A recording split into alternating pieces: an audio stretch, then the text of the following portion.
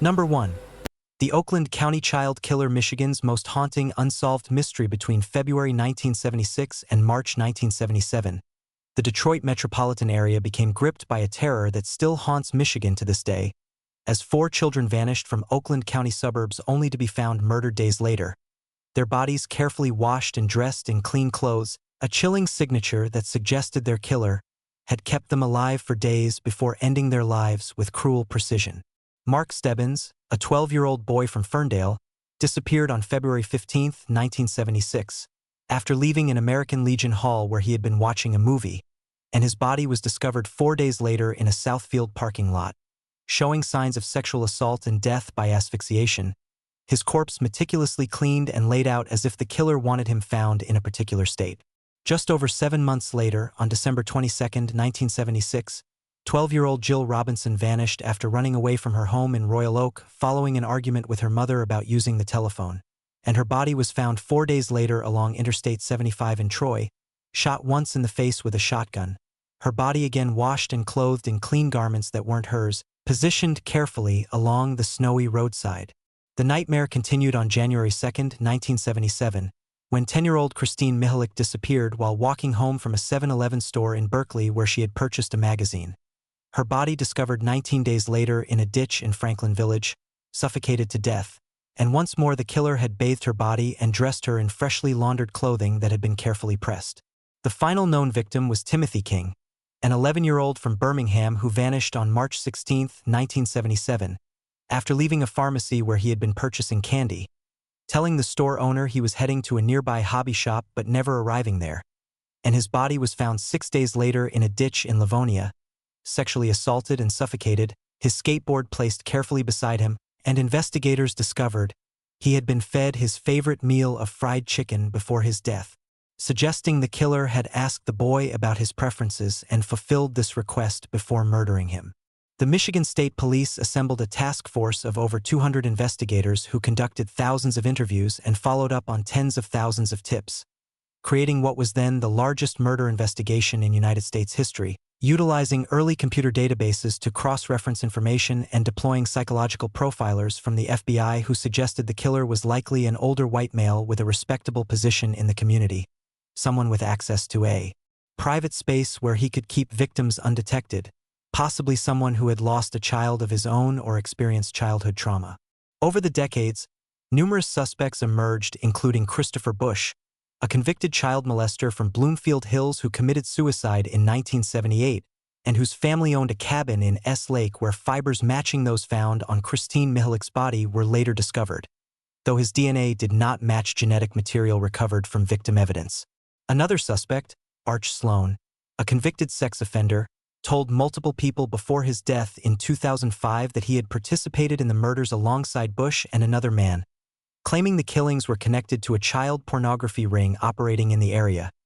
Allegations that gained credibility when investigators learned that Bush had indeed been involved in producing child exploitation materials. In 2012, the Michigan State Police created a cold case unit specifically dedicated to the Oakland County Child Killer investigation, and they've utilized advanced DNA technology and genetic genealogy techniques that have solved other cold cases. But despite these efforts and despite the case receiving renewed attention from podcasts, documentaries, and advocacy groups led by the victims' families, no one has ever been charged with these murders. The investigation has been plagued by allegations of corruption and cover-up,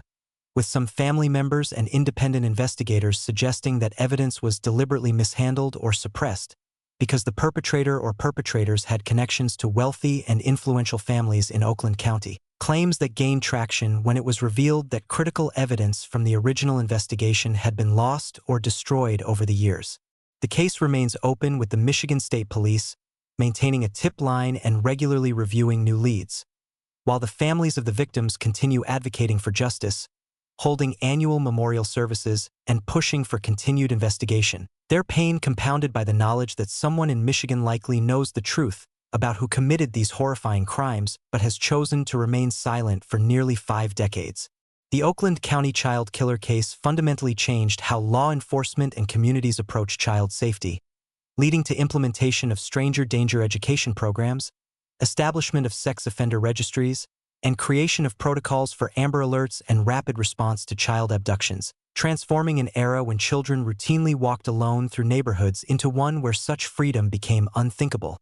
The legacy of 4 young lives stolen and a killer who managed to evade justice despite committing crimes so methodical and cruel that they continue to haunt everyone who examines them. Number 2. The Bath School Disaster, America's deadliest school massacre. On May 18, 1927, the quiet farming community of Bath Township in Clinton County, Michigan, became the site of the deadliest school massacre in United States history when Andrew Kehoe, a 55-year-old farmer and school board treasurer who had been described by neighbors as intelligent but increasingly unstable, methodically executed a plan of mass murder that killed 44 people, including 38 elementary school children, and injured 58 others. Using over 1,000 pounds of explosives, he had secretly placed throughout the Bath Consolidated School over the course of several months. Kehoe had been engaged in a long-running dispute with the community over property taxes that had been raised to fund construction of the new school building, and as a member of the school board, he had opposed the project from its inception, growing increasingly bitter as his farm fell into debt and foreclosure proceedings began. His anger festering into a murderous rage that he directed toward the school that symbolized, in his disturbed mind, everything that had gone wrong in his life. Beginning in early 1927, Kehoe used his position as school board treasurer and his handyman work at the school to gain access to the building's basement and crawl spaces, where he methodically placed hundreds of pounds of pyritol, an explosive used for mining that he had purchased legally over several months by claiming he needed it to remove tree stumps from his property, wiring the explosives to alarm clocks set to detonate simultaneously at approximately 8:45 a.m. on the morning of May 18th. On the morning of the massacre, Kehoe first murdered his wife Nellie by striking her in the head with a blunt object, likely a hammer, killing her as she lay in their bed, then set fire to his farm buildings using gasoline and incendiary devices timed to ignite around the same moment the school explosives were set to detonate, ensuring that firefighters and community members would be drawn away from the school to deal with the farm fire. At 8:45 a.m., as children attended their morning classes and teachers conducted lessons in the 2-story school building, the north wing of the structure exploded with devastating force, the pyritol detonating in the basement and causing the entire north section of the building to collapse, crushing or burying alive dozens of children and teachers in a massive pile of brick, wood, concrete, and twisted metal, while the explosion's concussive force threw victims across rooms and out of windows, causing catastrophic injuries to those who survived the initial blast. Immediately following the explosion, the entire community rushed to the scene, with farmers leaving their fields and shop owners abandoning their businesses to dig through the rubble with their bare hands, pulling out injured children and recovering the bodies of those who had been killed instantly, working frantically while the school building burned and threatened to collapse further. Approximately 30 minutes after the initial explosion, as rescue efforts were underway and Superintendent Emery Hike was directing the community response, Andrew Kehoe drove his truck up to the school grounds where he saw the superintendent among the crowd, called out to Hike to come closer, and when the superintendent approached the vehicle, Kehoe detonated a final explosive device he had loaded into his truck, a shrapnel bomb that killed Kehoe himself, Superintendent Hike, the postmaster Glenn Smith, and several others who had been standing nearby, while metal fragments from the explosion injured numerous rescue workers and bystanders. When investigators later searched the ruins of the school, they discovered that Kehoe had actually wired the entire building with explosives, both the north and south wings, totaling over 1,000 pounds of pyritol, but only the north wing charges had detonated due to a faulty connection in the south wing wiring, meaning that if Kehoe's plan had succeeded completely, the death toll could have exceeded 100 children and teachers, a catastrophe almost too horrific to contemplate. Authorities who examined Kehoe's farm found his wife's murdered body in a wheelbarrow behind the chicken coop, discovered that he had killed all of his livestock before leaving for the school, and located a wooden sign wired to a fence that read "Criminals are made, not born," a final statement that Kehoe apparently believed justified his actions as some sort of response to perceived injustices he had suffered. The Bath school disaster shocked the nation and received front-page coverage across America, though it was quickly overshadowed in the news cycle by Charles Lindbergh's completion of his transatlantic flight just 2 days later. And while the tragedy prompted brief discussions about school security and the availability of explosives, it did not lead to substantial legislative changes or safety reforms at the time. The community of Bath Township slowly rebuilt, constructing a new school on the same site and creating a memorial cupola salvaged from the original building that still stands today. While the victims were buried in local cemeteries with many of their graves marked by small headstones that list their ages, most showing numbers between 7 and 12 years old, a stark reminder of the innocence that was stolen. The Bath school disaster remains the deadliest school massacre in American history, surpassing even modern tragedies in terms of total fatalities, and it stands as a dark chapter in Michigan's past, demonstrating that mass violence in schools is not merely a contemporary phenomenon, but rather a recurring element of American society that has taken different forms across different eras, united by the common thread of damaged individuals directing their rage toward the most vulnerable members of communities. Number 3. The Michigan murders John Norman Collins and the co-ed killings. Between July 1967 and July 1969, the adjacent communities of Ypsilanti and Ann Arbor in Washtenaw County became terrorized by a series of brutal murders that claimed the lives of 7 young women, all of them students or recent graduates from Eastern Michigan University or the University of Michigan. Their bodies dumped in rural areas surrounding the college towns, many showing evidence of sexual assault, mutilation, and extreme violence that suggested their killer derived sadistic pleasure from prolonged torture before ultimately strangling or stabbing his victims to death. The first victim, 19-year-old Mary Flesser, disappeared on July 9, 1967, while walking home from her job at a wig shop in Ypsilanti, and her badly decomposed body was discovered nearly a month later in a rural area north of Ypsilanti. So severely mutilated that identification required dental records, with investigators determining she had been stabbed multiple times and her body had been intentionally dismembered, though wildlife predation complicated the forensic analysis. The murders continued over the next 2 years, with 20-year-old Joan Schell vanishing in June 1968 after accepting a ride from a man driving a red car. Her body found 4 days later in a drainage ditch in Superior Township, showing signs of having been beaten and stabbed over 40 times, her clothing partially removed and positioned in a manner suggesting the killer had staged the crime scene. 23-year-old Jane Mixer, a law student at the University of Michigan, disappeared on March 20, 1969, after reportedly arranging for a ride home to Muskegon through the university's ride board, and her body was discovered the following day in a cemetery in Denton Township,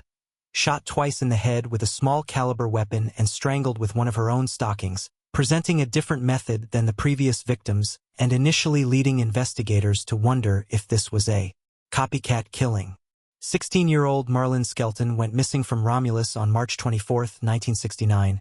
Her body found 4 days later in a rural area of Washtenaw County. And the 13-year-old Dawn Basom disappeared while walking to her aunt's home in Ypsilanti on April 15, 1969.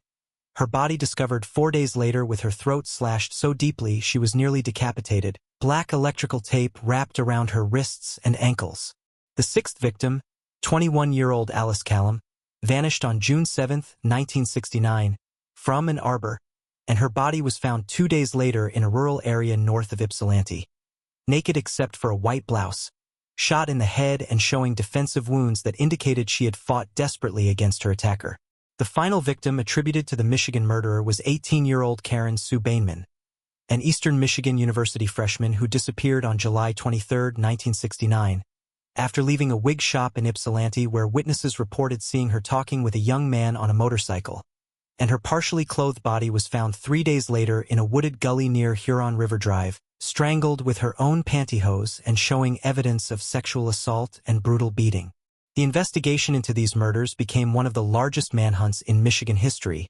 with the Washtenaw County Sheriff's Department, Michigan State Police, and FBI collaborating to create a task force that interviewed thousands of suspects and developed psychological profiles suggesting they were looking for a white male in his 20s who was likely a student or had connections to the university communities, someone who blended into the campus environment and could gain the trust of young women. The break in the case came when investigators learned that Karen Bainman had been seen with a young man on a motorcycle, and they began canvassing motorcycle owners in the area, eventually focusing on 22-year-old John Norman Collins, an Eastern Michigan University student majoring in education who lived in a rooming house on Emmett Street in Ypsilanti, known to his friends and professors as intelligent, personable, and athletic. someone who seemed to embody the clean-cut American college student. Collins came under scrutiny when investigators learned he had been the last person seen with Bainman, and when they searched his uncle's home where Collins had been staying while his uncle, a Michigan State Police corporal, was on vacation. They discovered hair clippings in the basement that forensically matched hair found on Bainman's body, physical evidence that directly placed her in that location and contradicted Collins's denials that he had ever been intimate with her. During the investigation, additional evidence emerged linking Collins to other victims, including witness statements placing him with several of the murdered women shortly before their disappearances, and forensic evidence including blood found in his vehicle and items belonging to victims discovered in locations associated with him, though the prosecution focused primarily on the Bainman murder where the evidence was strongest. Collins was arrested on July 31, 1969, and charged with first-degree murder in Karen Bainman's death, and his trial began in June 1970 in Washtenaw County Circuit Court, where prosecutors presented devastating physical evidence including the hair samples, witness testimony placing Collins with the victim, and expert forensic analysis that established the basement where Collins had stayed was the location where Bainman had been held before her murder. The defense argued that the evidence was circumstantial and that Collins was being railroaded by law enforcement desperate to solve a high-profile case. But after deliberating for less than 6 hours, the jury returned a guilty verdict on August 19, 1970, and Collins was sentenced to life imprisonment without possibility of parole, maintaining his innocence throughout the trial and continuing to deny any involvement in the murders to this day. Collins has never been formally charged with the other 6 murders attributed to the Michigan murderer, though law enforcement and prosecutors have stated publicly that they believe he was responsible for all of them, with the exception of Jane Mixer's murder, which was eventually solved in 2005 through DNA evidence that linked her killing to Gary Lederman, a different suspect who was subsequently convicted in that case. John Norman Collins remains incarcerated in the Michigan Department of Corrections at age 76, having spent more than 50 years in prison, still claiming innocence and having exhausted numerous appeals over the decades, while the families of the victims and the communities of Ypsilanti and Ann Arbor continue to remember the terror of those years when young women could not walk safely through college towns that had previously seemed like havens of academic pursuit and youthful opportunity. The Michigan murders case prompted significant changes in campus safety protocols, leading to improved lighting in parking areas and walkways, establishment of escort services for students walking alone at night, and increased awareness about the risks of accepting rides from strangers, transforming the carefree atmosphere of 1960s college campuses into something more cautious and security-conscious, a shift that reflected broader societal changes as America confronted the reality that serial killers could emerge from any community, could present themselves as ordinary students or neighbors, and could shatter the lives of victims and entire communities with methodical brutality. Number 4. The Ford Heights 4 Michigan's connection to Illinois' wrongful conviction tragedy. While the crime itself occurred in Illinois, the wrongful conviction case of the Ford Heights 4 has deep connections to Michigan and Detroit's legal community, particularly through the involvement of Northwestern University's Center on Wrongful Convictions and Detroit area advocacy groups that helped expose how 4 innocent men spent decades in prison for murders they did not commit, illustrating systemic failures in criminal justice that resonate across state lines and demonstrating how Michigan's legal professionals and journalists played crucial roles in uncovering one of America's most egregious miscarriages of justice. On May 12, 1978, in the Chicago suburb then known as East Chicago Heights, a young engaged couple, Lawrence Leinberg and Carol Schmall, were abducted from a gas station, driven to an abandoned townhouse, where Schmall was raped repeatedly and both victims were shot execution-style. Their bodies discovered the following day, and within weeks, police arrested 4 young black men from the impoverished community, Kenneth Adams, Vernil Jimerson, Willie Range, and Dennis Williams, charging them with murder, rape, and kidnapping based on testimony from witnesses who later recanted and admitted they had been coerced by investigators. The case against the 4 defendants was built almost entirely on the testimony of Paula Gray, a 17-year-old girl with developmental disabilities who had an IQ of approximately 55, and who initially gave a statement implicating herself and the 4 men in the crimes, though she later recanted, claiming police had threatened and manipulated her into making false statements, but prosecutors proceeded with charging her as an accomplice and used her testimony against the other defendants. despite its obvious unreliability. The trials were conducted separately, and all 4 men were convicted despite glaring inconsistencies in the evidence, with Dennis Williams and Vernil Jimerson receiving death sentences while Kenneth Adams and Willie Range were sentenced to life imprisonment. Their convictions secured through testimony from jailhouse informants who received reduced sentences in exchange for their cooperation, and from Paula Gray, whose statement had changed multiple times and who recanted again before the trials but was deemed credible by prosecutors and juries. During the appellate process, defense attorneys and journalism students from Northwestern University began investigating the case and discovered that the actual perpetrators were 4 different men who had been considered suspects early in the investigation but were never thoroughly pursued, largely because they were white and did not fit the narrative that police and prosecutors had constructed around the crime. The investigation revealed that critical evidence had been suppressed by prosecutors,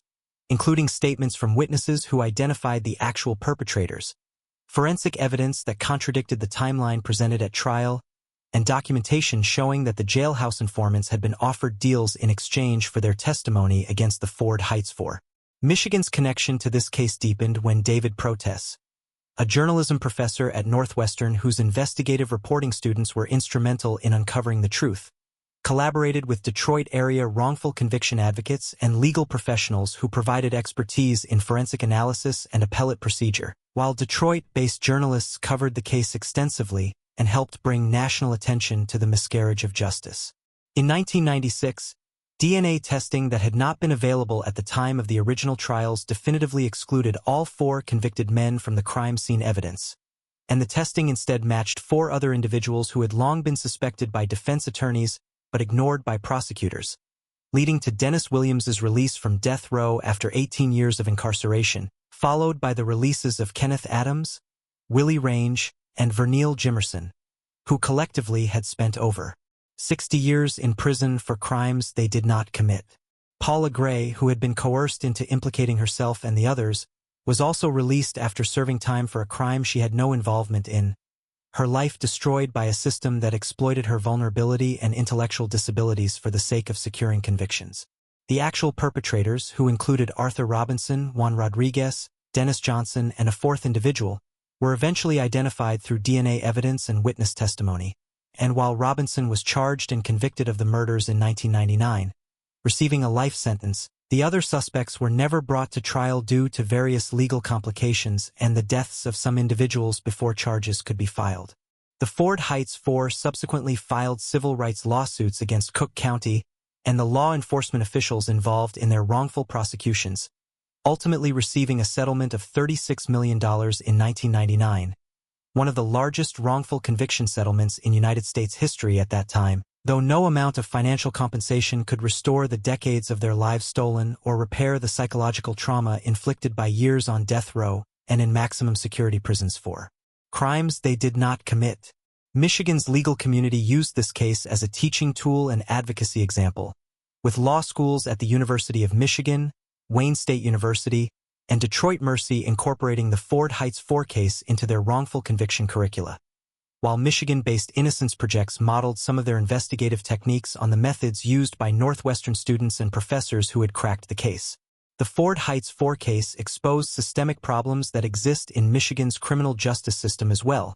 including over-reliance on jailhouse informant testimony, inadequate defense representation for indigent defendants,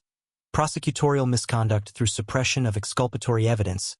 racial bias in arrest and charging decisions, and the risks of accepting testimony from vulnerable witnesses who may be easily manipulated or coerced,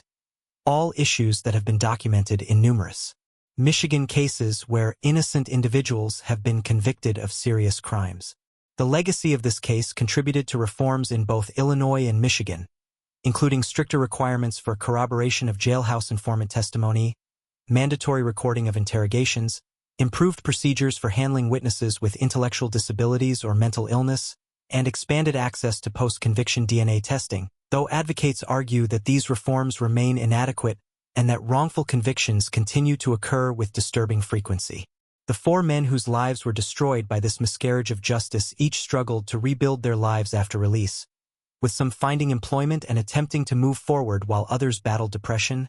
substance abuse, and difficulty adjusting to a world that had changed dramatically during their decades of incarceration. and Dennis Williams, who had spent 18 years on death row for a crime he did not commit, died in 2003 at age 46, having enjoyed only 7 years of freedom after his release. His death a stark reminder of the irreversible harm inflicted by wrongful convictions even when they are eventually overturned. Number 5. The murder of Ricky Holland. Child abuse turned fatal in Williamston. On September 7, 2005, 7-year-old Ricky Holland was reported missing from his adoptive home in Williamston,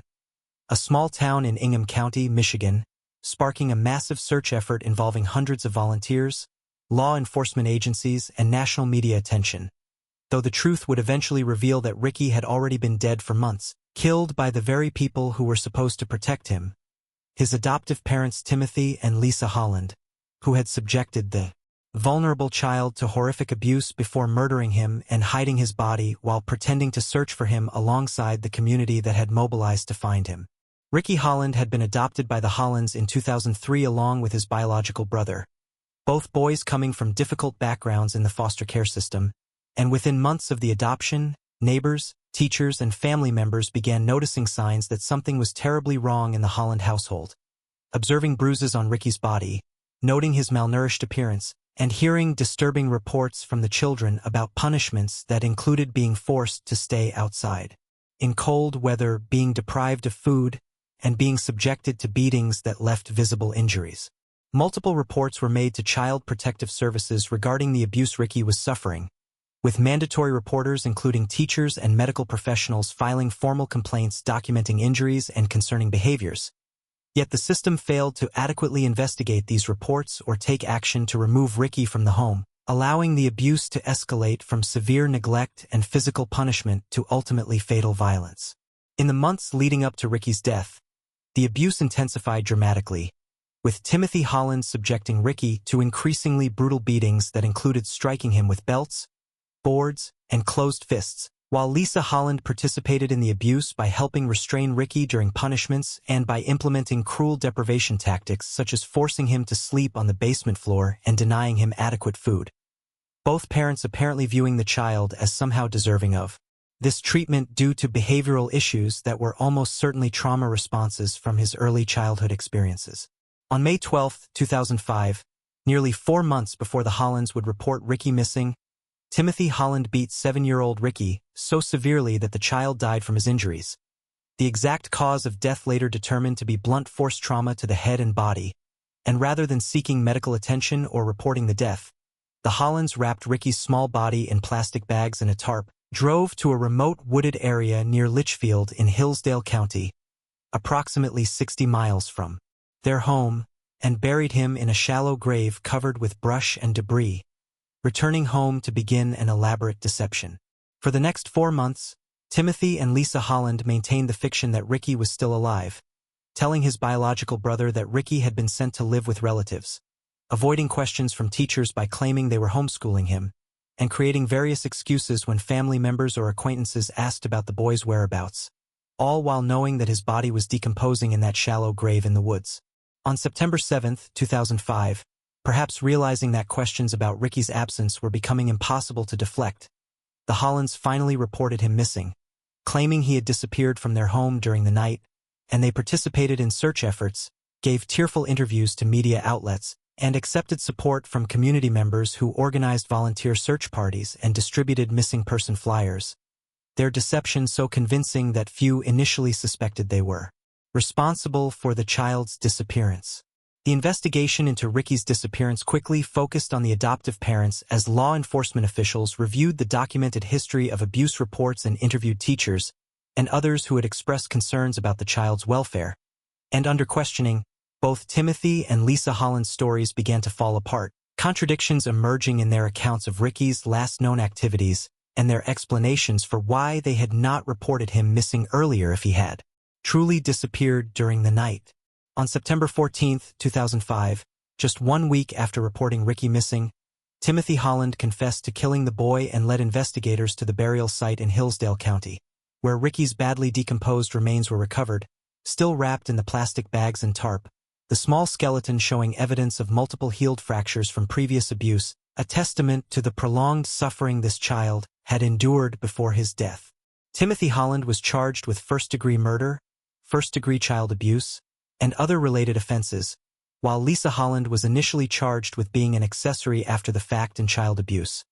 though her charges were later upgraded as prosecutors built their case and evidence of her direct participation in the abuse became clear. In 2006, Timothy Holland pleaded no contest to second-degree murder and first-degree child abuse in exchange for prosecutors agreeing not to seek life without parole, and he was sentenced to 30 to 50 years in prison, required to serve the minimum 30 years before being eligible for parole consideration, while Lisa Holland pleaded no contest to involuntary manslaughter and second-degree child abuse, receiving a sentence of 5 to 15 years, a disparity that outraged victim advocates and Ricky's biological family members who believed both parents were equally culpable for the child's death. The Ricky Holland case prompted intense scrutiny of Michigan's Child Protective Services system and the broader child welfare infrastructure that had failed to protect a vulnerable child despite multiple warning signs and formal reports documenting ongoing abuse, leading to internal investigations that revealed caseworkers had not followed proper protocols, supervisors had not adequately reviewed cases, and communication breakdowns had occurred between different agencies that should have been coordinating their responses to the abuse allegations. In response to the tragedy, Michigan implemented several reforms to its Child Protective Services system, including reduced caseloads for workers, mandatory additional training on recognizing and responding to child abuse, improved information sharing between agencies, enhanced oversight of adoptive placements, and stronger penalties for failure to report suspected abuse, though advocates argued these changes were insufficient and that systemic problems continued to put vulnerable children at risk. Ricky Holland's biological family members established a foundation in his memory to advocate for abused children and to support reforms in the child welfare system, while Williamston community members created a memorial garden where Ricky's ashes were eventually scattered, a place where people could remember a little boy whose short life was filled with suffering and whose death might have been prevented if the systems designed to protect children had functioned as intended. The case remains a powerful reminder of the vulnerability of children in foster care and adoptive placements, the critical importance of thorough home studies and ongoing monitoring, the need for child protective services to take reports seriously and act decisively when children's safety is at risk, and the reality that some individuals seek to adopt children not out of genuine love and care, but for darker motivations including access to victims they can abuse with relative impunity behind the closed doors of homes where society expects children to be safe. Number 6. The Flint Water Crisis Criminal Prosecutions Environmental Crime with Deadly Consequences. Beginning in April 2014, the city of Flint, Michigan, switched its water source from treated Lake Huron water provided through the Detroit Water and Sewerage Department to the Flint River as a cost-saving measure during a period when the city was under state-appointed emergency management, and almost immediately residents began complaining about the water's appearance, taste, and smell, reporting brown or yellowish water coming from their taps, skin rashes after bathing, and hair loss concerns that were dismissed by local and state officials who repeatedly assured residents the water was safe despite mounting evidence to the contrary. The Flint River water, which was more corrosive than the previous Lake Huron source, was not properly treated with anti-corrosive agents, causing lead to leach from aging pipes and service lines throughout the city's water distribution system, exposing tens of thousands of residents, including approximately 9,000 children under age 6, to dangerous levels of lead contamination that causes irreversible neurological damage, developmental delays, behavioral problems, and a host of other serious health effects. As residents continued to raise alarms and independent researchers, including Virginia Tech scientists and Flint pediatrician Dr. Mona Hanna-Atisha, produced data showing elevated lead levels in children's blood, state and local officials engaged in a sustained campaign of denial, dismissal, and deception, with Michigan Department of Environmental Quality officials altering testing protocols to minimize evidence of contamination, Department of Health and Human Services officials rejecting Dr. Hanna-Atisha's findings despite their validity, and Flint water officials manipulating water quality reports by pre-flushing test sites and cherry-picking samples to produce more favorable results. The contamination crisis was compounded by a deadly Legionnaire's disease outbreak that occurred between June 2014 and November 2015, killing at least 12 people and sickening dozens more, the bacteria thriving in the inadequately treated Flint River water system. Though state health officials failed to notify the public about the outbreak for more than a year, even as they were internally acknowledging the connection between the water system and the disease cases. The crisis finally gained widespread public attention in late 2015 when researchers and journalists exposed the lead contamination and the government's efforts to conceal it, leading to a federal emergency declaration, the deployment of National Guard troops to distribute bottled water, and eventually the reconnection of Flint's water system to the Lake Huron source, though the damage had already been done and Flint residents would need to rely on bottled water and filters for years while the city undertook a massive project to replace thousands of lead service lines. The criminal investigation into the Flint Water Crisis began in 2016 when Michigan Attorney General Bill Schutt convened a special prosecution team to examine whether state and local officials had violated laws through their handling of the water system switch and their response to the contamination crisis. And over the following years, prosecutors filed charges against 15 officials at various levels of government,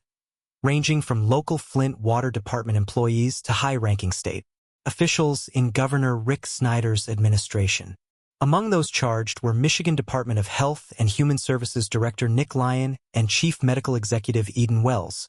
who faced involuntary manslaughter charges stemming from their alleged failure to notify the public about the Legionnaire's disease outbreak, with prosecutors arguing their deliberate concealment of information about the deadly outbreak constituted criminal negligence that contributed to additional deaths. Other charged officials included Leanne Schechter-Smith and Stephen Bush from the Michigan Department of Environmental Quality, who faced charges including misconduct in office and willful neglect of duty for their roles in approving the water source switch without requiring proper corrosive control treatment,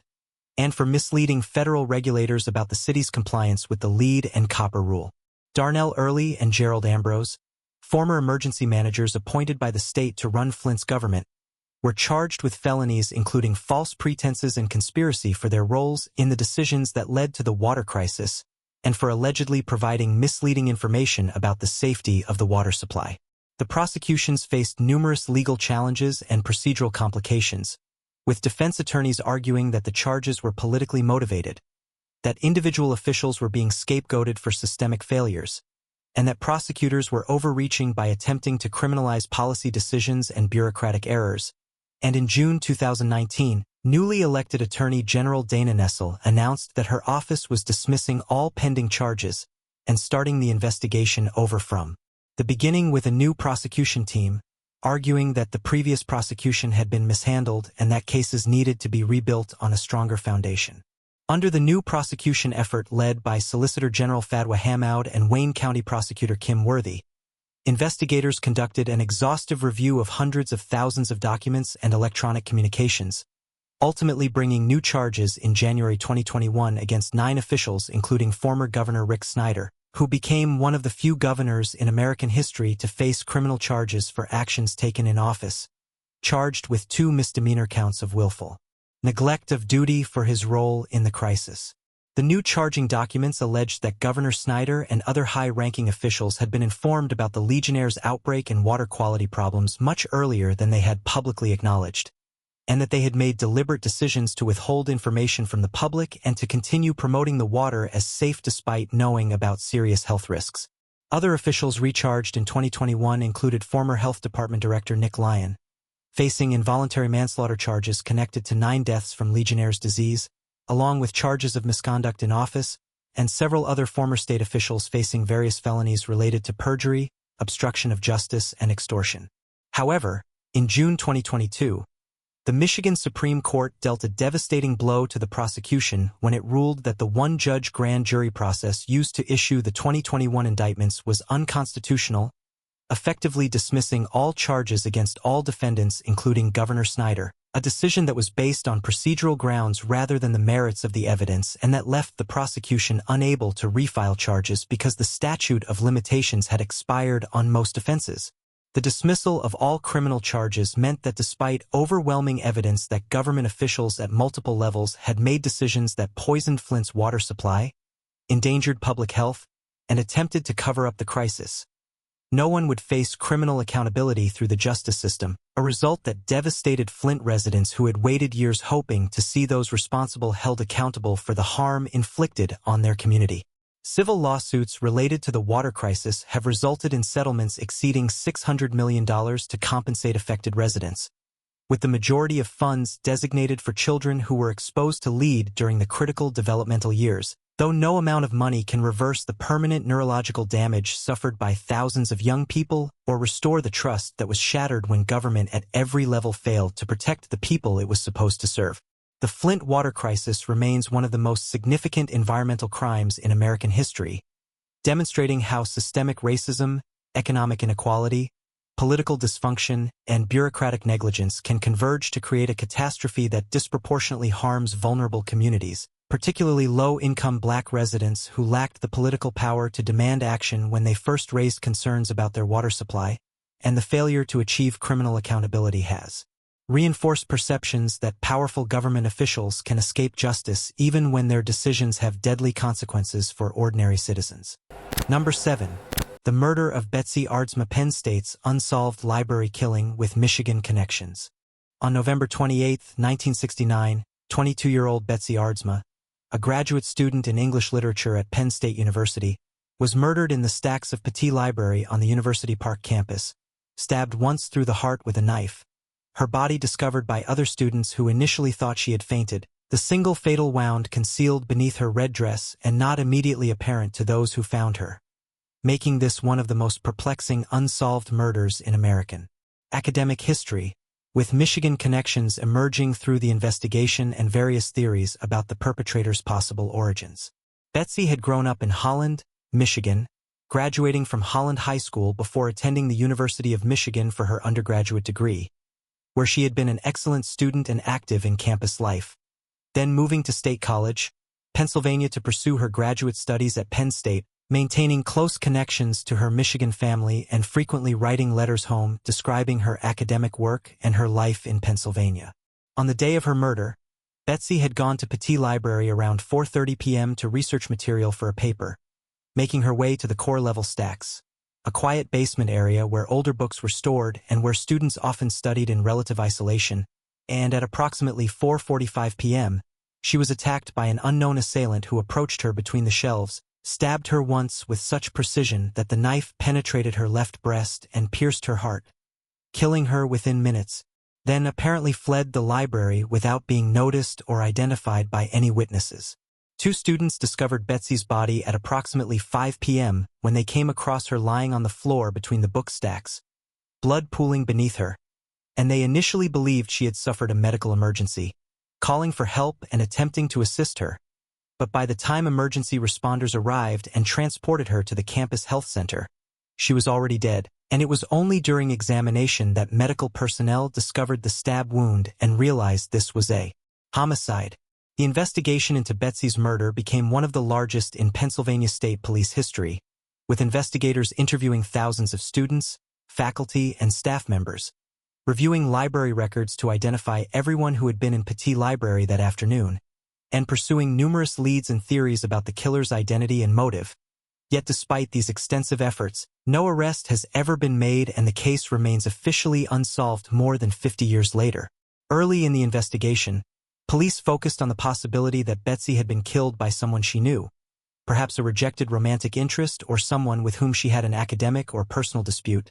and they thoroughly investigated her circle of friends, classmates, and professors, but this line of inquiry produced no viable suspects and no evidence suggesting Betsy had been involved in any conflicts or relationships that might have led to violence. Another theory that gained traction suggested the murder might have been a random attack by a sexual predator who had targeted Betsy opportunistically as she studied alone in the isolated library stacks, though the lack of any evidence of sexual assault and the precise, apparently planned nature of the single fatal stab wound argued against this being an impulsive assault, suggesting instead that the killer had intended specifically to murder Betsy and had struck with knowledge of how to kill efficiently and quietly. Michigan connections to the case emerged when investigators learned that Betsy had recently returned from a Thanksgiving trip home to Holland,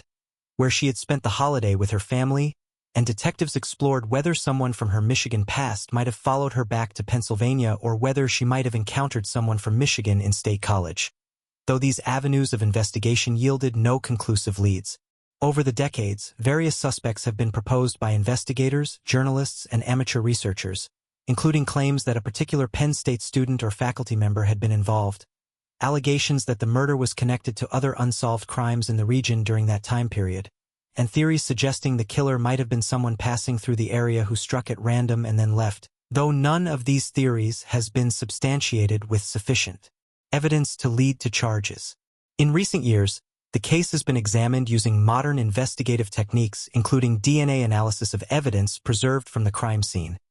And while investigators have stated they have developed DNA profiles that could potentially identify the killer if compared against a suspect's genetic material, they have not publicly announced any breakthroughs or identified any definitive suspects through this technology. The unsolved nature of Betsy Aardsma's murder has made it a subject of enduring fascination for true crime enthusiasts, journalists, and researchers who have written books and articles examining the case from various angles, trying to understand what happened in those brief moments in the library stacks, and who could have committed such a calculated killing in the middle of a crowded academic building without being seen or leaving obvious clues. Betsy's family, particularly her parents who lived in Holland, Michigan,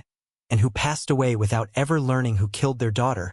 spent decades seeking answers and hoping for resolution, maintaining contact with investigators and participating in periodic reviews of the case whenever new leads emerged or new investigative techniques became available. The murder fundamentally changed Penn State's approach to campus security, leading to improved lighting in library areas, installation of security cameras in buildings, establishment of escort services for students working late in isolated areas, and increased awareness about the vulnerability of students working alone in large academic buildings. Though these measures came too late to save Betsy or to prevent the trauma her murder inflicted on the Penn State community. Michigan's connection to this case serves as a reminder that violent crime can follow victims across state lines,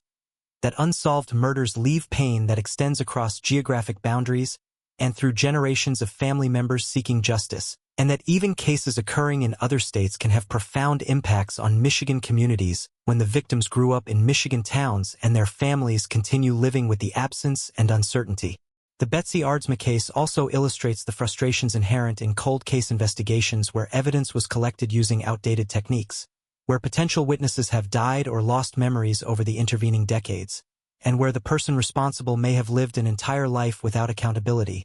possibly never being suspected or possibly even having died themselves without justice being served, leaving only questions and grief in place of answers and closure. Number 8. The Valentine's Day Massacre of Nurse Practitioners, the Shooting at Integrated Health. On February 14, 2013, Valentine's Day, in the quiet city of St. Joseph, Michigan, a Berrien County community on Lake Michigan's southeastern shore, a man walked into the Integrated Health Medical Clinic and opened fire with a handgun, killing 2 nurse practitioners in a shocking act of violence that terrorized the small city and demonstrated how healthcare workers face risks from patients who become fixated on them or who feel aggrieved by treatment decisions. The shooting occurring in a setting where people expect to receive help and healing, not to become victims of homicidal rage. The shooter was identified as Anthony Chena, a 40-year-old man from nearby Benton Harbor who had previously been a patient at the clinic and who had apparently developed a grievance related to his medical treatment, though investigators later determined that his motivation was more complex, involving paranoid delusions, conspiracy theories about the medical establishment, and a specific fixation on the nurse practitioners he believed were somehow harming him or conspiring against him. On that February morning, Chena entered the Integrated Health Clinic armed with a 9mm handgun and immediately began shooting, killing 49-year-old Margaret McIlvenna and 48-year-old Lee Ann Miller, both experienced nurse practitioners who had dedicated their careers to providing care to underserved populations in the Benton Harbor and St. Joseph area, women who were respected by colleagues and beloved by patients, now dead in an instant because a disturbed man had blamed them for his problems. The shooting caused immediate panic in the clinic, with other staff members and patients fleeing or barricading themselves in exam rooms while Chena moved through the building, and witnesses reported that he appeared calm and deliberate as he hunted for his victims, suggesting this was not an impulsive act of rage but rather a planned execution that he had thought about and prepared for in advance. After killing the 2 nurse practitioners, Chyna left the clinic and drove to the Benton Harbor police station where he calmly walked inside and surrendered to officers, telling them he had just committed a shooting and wanted to turn himself in, providing a confession that demonstrated he understood exactly what he had done and that he was capable of distinguishing right from wrong despite whatever mental health issues he might have been experiencing. Police immediately secured the crime scene at Integrated Health and began the investigation that would reveal Chyna's history of mental health treatment, his previous interactions with the clinic, and his deteriorating state in the weeks leading up to the shooting, with evidence suggesting he had become increasingly paranoid and delusional, posting bizarre conspiracy theories on social media and making statements to acquaintances that indicated he was planning some kind of violent action. Chyna was charged with 2 counts of first-degree premeditated murder and 1 count of felony firearm possession, and his defense attorneys attempted to build an insanity defense, arguing that their client suffered from severe mental illness including paranoid schizophrenia that rendered him unable to appreciate the wrongfulness of his actions or to conform his conduct to the requirements of law, presenting expert psychiatric testimony and evidence of his delusional thinking. Prosecutors countered that while Chyna might have had mental health issues, his actions demonstrated clear planning and premeditation, including obtaining the weapon, traveling to the clinic at a time when his targets would be present, and immediately surrendering to police afterward, behaviors that indicated he knew what he was doing was wrong and had made a conscious choice to commit murder. The trial took place in Berrien County Circuit Court in 2014, and after hearing extensive testimony about Chyna's mental state, the jury rejected the insanity defense and found him guilty of 2 counts of first-degree murder and the firearm charge, determining that despite any mental health conditions he might have had, he was criminally responsible for his actions and should be held accountable. Judge Sterling Schrock sentenced Chyna to mandatory life imprisonment without possibility of parole for the 2 murder convictions, ensuring he would spend the remainder of his life in the Michigan Department of Corrections, while the families of Margaret McIlvenna and Lee and Miller provided victim impact statements describing the devastating loss of these 2 women who had dedicated their lives to healing others only to be killed by someone they had tried to help. The murders of these 2 nurse practitioners highlighted the increasing violence that healthcare workers face from patients, particularly in mental health and primary care settings where providers may make treatment decisions that patients perceive as punitive or controlling, such as declining to prescribe certain medications, referring patients to specialists, or implementing treatment plans that patients find objectionable. In the aftermath of the shooting, Integrated Health and other medical facilities in Michigan implemented enhanced security measures including panic buttons in exam rooms, security guards in clinic lobbies, training for staff on recognizing warning signs of patient violence, and protocols for handling patients who exhibit threatening behavior or concerning statements, though many smaller clinics lack the resources for comprehensive security systems. The case also prompted discussions about the intersection of mental illness and violence, with mental health advocates noting that while the vast majority of people with mental illness are not violent and are more likely to be victims than perpetrators of violence, there exists a small subset of individuals with certain conditions, particularly those experiencing paranoid delusions or command hallucinations, who pose genuine risks if they do not receive adequate treatment and monitoring. Margaret McIlvenna and Lee and Miller were remembered at memorial services attended by hundreds of colleagues, patients, and community members who shared stories of the care and compassion these women had shown throughout their careers, and scholarships were established in their names to support students pursuing careers in nursing and advanced practice nursing, ensuring their legacy would include not only the patients they treated, but also future generations of healthcare providers inspired by their example. The Valentine's Day shooting at Integrated Health remains one of Michigan's most shocking instances of violence against healthcare workers, a category of crime that has unfortunately become more common across the United States as providers face increasing threats from patients dissatisfied with treatment decisions, suffering from mental illness, or influenced by conspiracy theories about medicine and healthcare, and the deaths of these 2 dedicated professionals serve as a somber reminder of the risks that those in healing professions accept as part of their commitment to caring for others, even when those others may pose dangers they cannot always predict or prevent. Number 9. The disappearance and murder of Jessica Heeringa, a robbery-turned-abduction mystery. On April 26, 2013, 25-year-old Jessica Heeringa disappeared from the Exxon gas station in Norton Shores, Michigan, where she was working the late shift, her purse and car left behind at the scene along with her cell phone,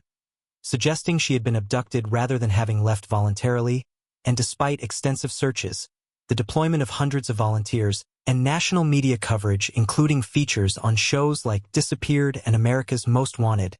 Jessica's body would not be discovered for 3 years, and the circumstances of her death and the investigation that followed would reveal troubling questions about the initial law enforcement response and whether her murder could have been prevented. Jessica was a young mother working to support her 3-year-old son, taking night shifts at the gas station to make ends meet while pursuing her education, and on the night she disappeared, she was scheduled to close the station at 11 p.m., but when a customer arrived at approximately 11:15 p.m., they found the station open but unattended, with Jessica's belongings still present but no sign of her, leading them to contact police and report what appeared to be an abduction. The initial investigation focused on reviewing security camera footage from nearby businesses and examining the gas station for evidence. And while investigators found some forensic material and developed witness descriptions of a suspicious silver minivan seen in the area around the time of Jessica's disappearance, they struggled to develop substantial leads about who might have taken her or where she might be. For 3 years, Jessica's family maintained hope that she might still be alive, organizing searches, distributing missing person flyers, and working with victim advocates and missing persons organizations to keep her case in the public eye, while investigators continued pursuing leads and tips that came in from across the country, though none led to Jessica's recovery or to the identification of a suspect. The break in the case came in 2016 when investigators received information that led them to Jeffrey Willis,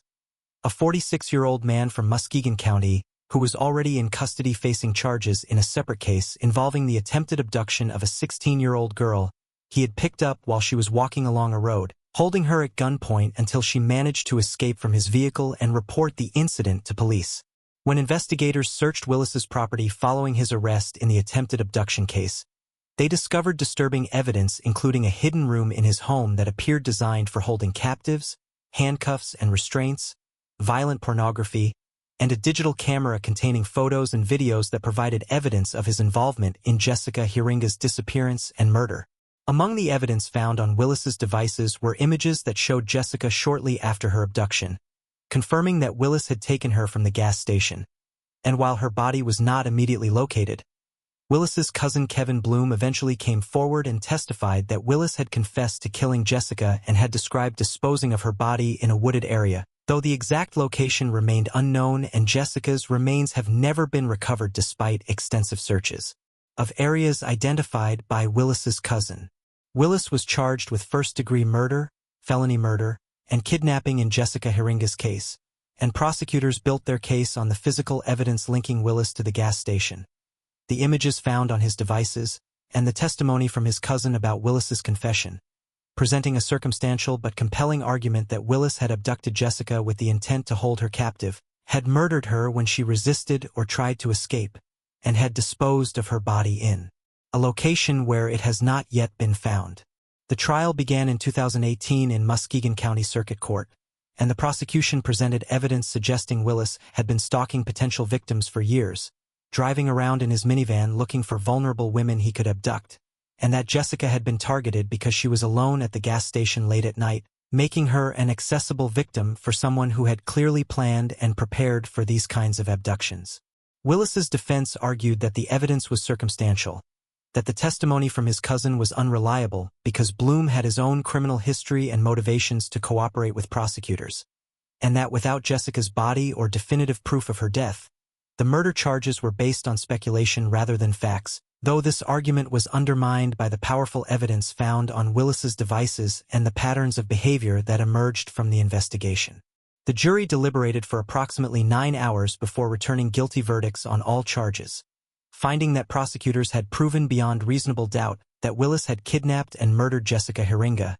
even without her body being recovered, and Judge Mark Trusock sentenced Willis to life imprisonment without possibility of parole, ensuring he would never be released and never have the opportunity to victimize another woman. In addition to the Heeringa case, Willis was also tried and convicted of first-degree murder in the death of Rebecca Blech,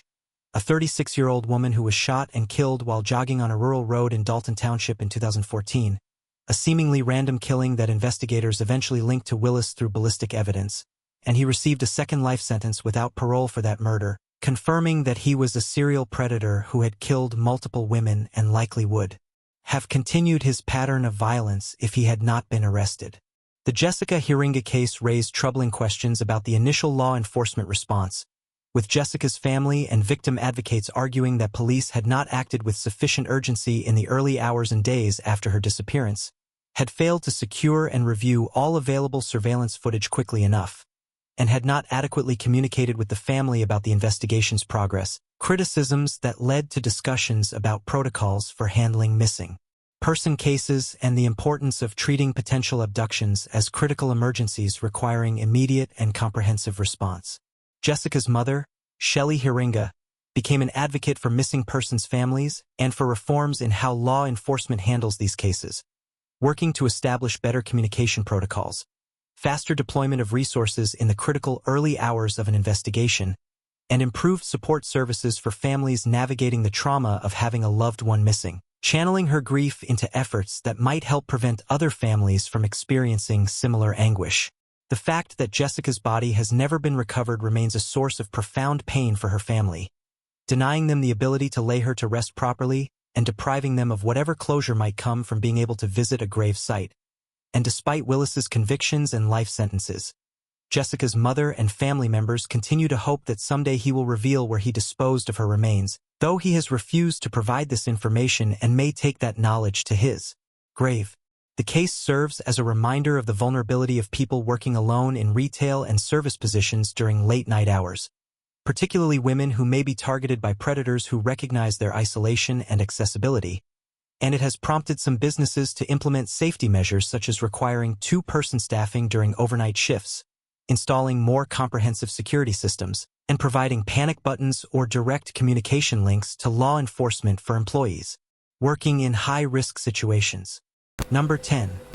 The murder of Paige Stalker. Domestic violence escalated to homicide. On July 7, 2014, in the small Montcalm County community of Stanton, Michigan, 24-year-old Paige Stalker was brutally murdered by her estranged husband Derek Horton in a savage attack that demonstrated the deadly dangers of domestic violence when victims attempt to leave their abusers, Paige suffering more than 60 stab wounds as she tried to defend herself while her 3-year-old daughter watched from a nearby bedroom, the child's presence during the attack adding an additional layer of horror to an already devastating crime that would ultimately result in one of Michigan's few death penalty-eligible cases due to the presence of the child witness. Though Michigan's lack of a death penalty meant Horton would instead receive the mandatory sentence of life without parole. Paige Stalker had been in the process of divorcing Derek Horton, having left the relationship due to his controlling behavior, verbal abuse, and escalating violence, and she had obtained a personal protection order against him, moved in with her mother, and was working to rebuild her life and create a safe environment for her daughter, following the pattern that domestic violence experts recognize as the most dangerous time in an abusive relationship, when the victim attempts to permanently separate from the abuser and the abuser's sense of control and power is threatened. On the morning of July 7th, Paige had allowed Horton to visit their daughter at her mother's home, believing that supervised visitation in a familiar setting would be safe, but Horton arrived with murder on his mind, having brought a large hunting knife concealed in his clothing, and when Paige's mother briefly left the room, Horton launched his attack, stabbing Paige repeatedly as she fought desperately to defend herself and escape, her screams alerting her mother, who returned to find the horrific scene unfolding. The attack continued even as Paige's mother attempted to intervene and as Paige tried to flee, with Horton pursuing her through the house and continuing to stab her, demonstrating a level of rage and determination to kill that went far beyond what would have been necessary to cause death. The excessive number of wounds indicating this was not merely an intent to kill but an intent to utterly destroy the woman who had dared to leave him and assert independence. Paige's 3-year-old daughter witnessed portions of the attack from her bedroom, where she could see and hear the violence being inflicted on her mother, trauma that would require years of therapy and would forever mark this child's early development, and the child's presence during the murder became a critical legal factor because Michigan law allows for enhanced penalties when violent crimes are committed in the presence of minor children. Emergency responders arrived to find Paige still alive but suffering from massive blood loss and catastrophic injuries from the more than 60 stab wounds covering her body. And despite immediate medical intervention and emergency transport to the hospital, she succumbed to her injuries, dying from the combination of blood loss and damage to vital organs, her life ending at just 24 years old because she had tried to escape an abusive relationship. Derek Horton was arrested at the scene, covered in Paige's blood and making no attempt to deny what he had done, and he was charged with first-degree premeditated murder, a charge that carries a mandatory sentence of life imprisonment without possibility of parole in Michigan, along with additional charges related to committing the crime in the presence of a minor child. The investigation revealed that Horton had planned the attack, having brought the knife specifically for the purpose of killing Paige, and that he had violated the personal protection order multiple times in the weeks leading up to the murder,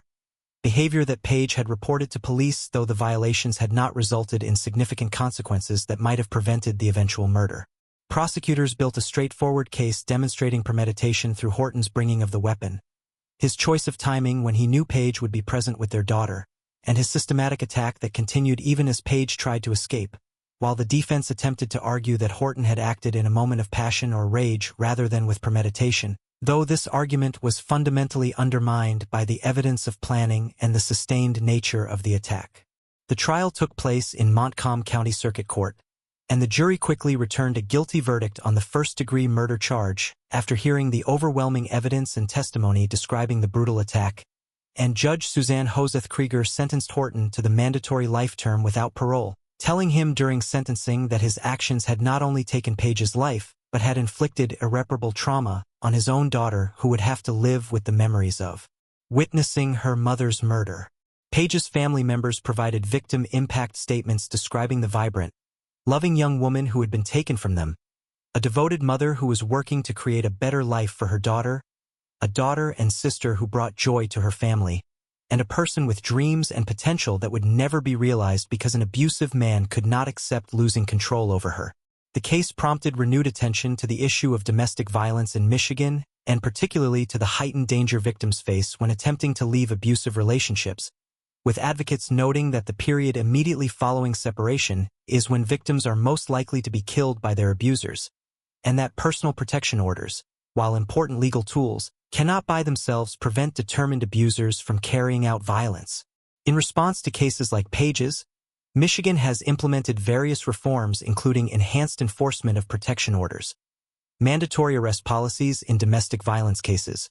improved training for law enforcement on recognizing lethality indicators in domestic violence situations, and increased funding for domestic violence shelters and services that can help victims safely leave dangerous relationships,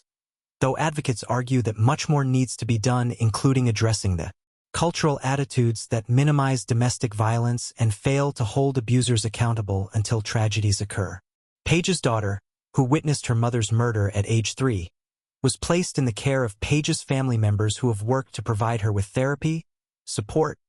and as much stability as possible given the traumatic circumstances, and they have kept Paige's memory alive for the child, sharing stories and photos so she can know the mother she lost and understand that Paige loved her and was trying to protect her by leaving the abusive relationship. The Paige Stalker case serves as a stark reminder that domestic violence is not merely a private family matter, but rather a serious crime that escalates over time and that requires coordinated community response involving law enforcement, courts, social services, healthcare providers, and neighbors who may notice warning signs and can intervene by offering support to victims and reporting concerning behavior to appropriate authorities. And it demonstrates that the most dangerous moment for a domestic violence victim is often when they gather the courage to leave, requiring that systems be in place to provide protection and support during this critical transition period when abusers are most likely to resort to lethal violence rather than accept the loss of control over their victims.